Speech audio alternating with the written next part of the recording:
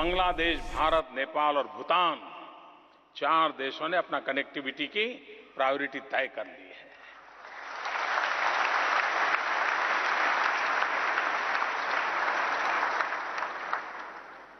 और ये हम मान के चले, सारे यूरोपियन यूनियन की बात करते हैं, यूरोपियन यूनियन की इकोनॉमी जो बदलाव आया, उसके मूल में एक कारण ये है, इजी कनेक्टिविटी।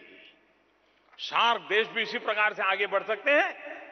सब चले या न चले, कुछ तो चल पड़े हैं। These are Prime Minister Narendra Modi's words during his recent Bangladesh visit.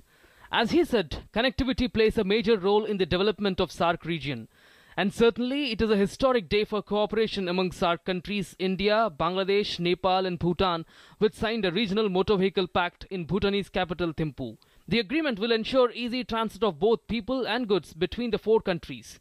The transport ministers of the 4 countries signed this pact. Union Transport Minister Nitin Gadkari during the occasion termed this agreement as a momentous achievement which will facilitate movement of people and goods across the borders to the benefit and integration of the region and its economic development.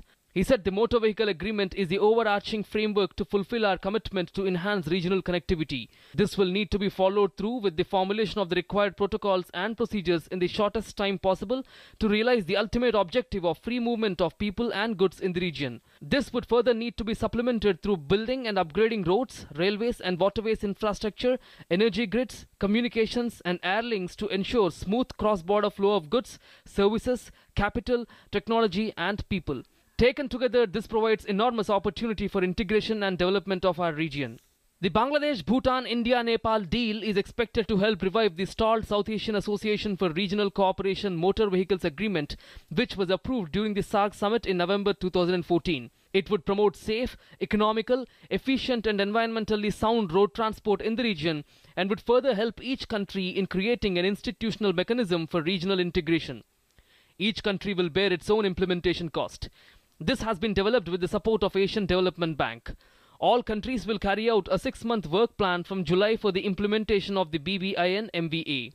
This idea was pushed by Prime Minister Narendra Modi at the SAARC meet in Kathmandu in November 2014. In his address, he pointed out that goods travel from one Punjab to the other Punjab through Delhi, Mumbai, Dubai and Karachi, making the journey 11 times longer and the cost 4 times more. He highlighted India's share of the responsibility because of its size and location and stressed on the need to resolve any differences that may deprive the region of opportunities. We must shrink the distance between our producers and consumers and use the most direct routes of trade. I know it is to lead, and we will do our part. I hope each of you will too. Infrastructure. The SAARC declaration at the Kathmandu summit also encouraged member states to initiate regional and enhanced connectivity. The Union Cabinet too approved a proposal to sign the SAARC motor vehicle agreement. Unfortunately, it could not be signed due to reservations of Pakistan. Determined to pursue Prime Minister Modi's vision of a connected South Asia, the Cabinet Committee on Economic Affairs approved the Bangladesh, Bhutan, India, Nepal motor vehicle agreement.